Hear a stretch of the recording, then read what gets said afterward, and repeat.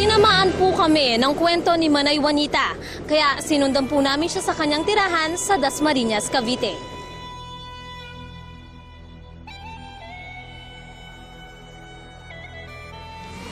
June 12 po nang puntahan namin ang Cavite. At alam po natin na very memorable ang araw na ito sa Cavite dahil dito ang unang proclamation ng Independence Day noong 1898. Kung sa bagay, very memorable din ito kay Manay Juanita, ang aming sadya.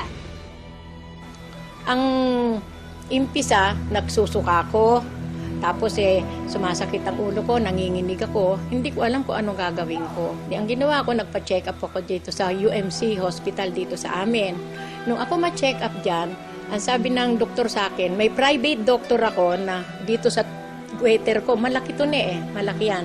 May private doctor ako sa diabetes at saka dito. Hindi madala ng gamot niya. Nung ako inatake, yung sumpog dito na, iba na.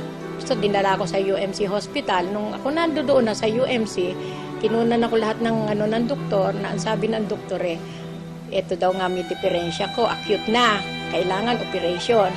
Hindi naman ako pwedeng operahin dahil mataas ang sugar ko. Sabi ng mga doktor, daanin sa gamot. So, dinaan nila sa gamot. Siyempre, wala naman akong financial na itutos to sa araw-araw kasi payward yun. Nagpalabas ako. Uwi ako dito. Etong mga kumari ko, dinadalaw na lang ako dito dahil hindi ako makalakad, nagmanas ako. Tsaka yung mata ko, blurred na. Hindi na ako halos makakita. Ikaw, di na kita makikita, yan lapit mo yan. Di ngayon, sabi ng mga anak ko, paano yan? Sabi gano'n. Sabi ko, humingi ka ng tulong sa kapatid mo.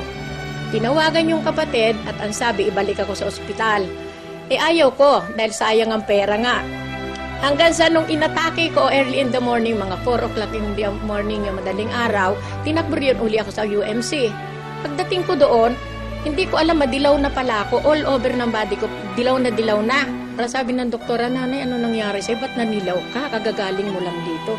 Sabi ko, hindi ko alam. Basta gamutin nyo na lang ako at hindi ko na kaya. Ang sabi ng doktor, hindi nila kaya. Kung ako operahin, dahil maaaring ikamatay ko. May sa puso, may high blood, lahat, infection lahat sa buong katawan ko, ayaw nila akong galawin.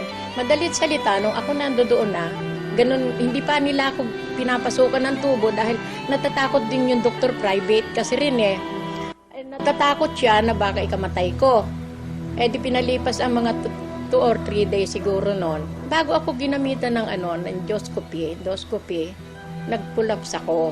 Umano ang puso ko, parang bumaba, humina ako.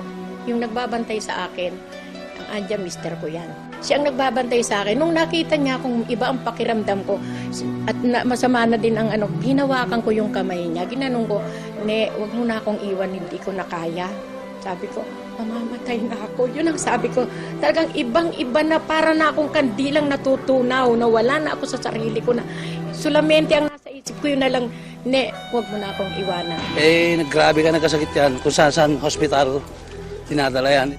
Nag-50-50. Sabi nga namin, ba nabuhay si Manay, milagro yung ginawa nito, matanda nito. Sabi ko, may nakalaan na kabaong ngayon Pagbukas ko ng pinto ito, nanonood sila ng TV. Basta pahapyaw na lang ang narinig ko na kagilagilalas na gamot, ang Ray Herbal, Ray Herrera. Yun na lang ang narinig ko. 3 beses pa lang ako nakakainom. Yung katawan ko nararamdaman kong parang may lumalabas na hindi ko malaman. Hangin na, malamig na, mainit na. Kumang ko anise ko Pero sa totoo lang, hindi na ako pinapawisan. Ilang taon nang walang pawis na lumalabas sa katawan ko. Nung nangangalahati na, itong pa akong hindi ko maangat, nagagalaw ko na. Nung makainom ako ng herbal, unti-unting naramdaman ko na yung aking ihi, bumibilis na. Tapos yung aking dumi, pag inom ko, biglang parang pakiwari ko nailabas ko na lahat yung laman ng bituka ko Doon ako nakaginhawa. Na ang pakiramdam ko ay talaga, sabi ko, salamat sa herbal. Ito na yata ang daan upang ibalik ang lakas ko. Naibinili na ako ng kabaong ng anak ko. Kaya ako napaiyak. At ang sabi ko sa anak ko, bakit kabaong ang binili?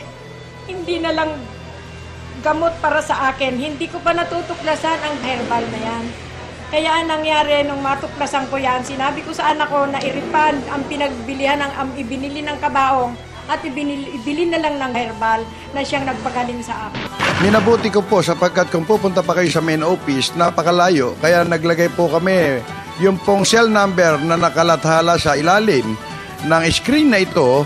Pwede po kayong makipag-ugnayan at ito po ay sinasabi ko at pinatotohanan, ito po ay authorized distributor ng Abanyong Lingkod mula pa noon at magpakailan pa man.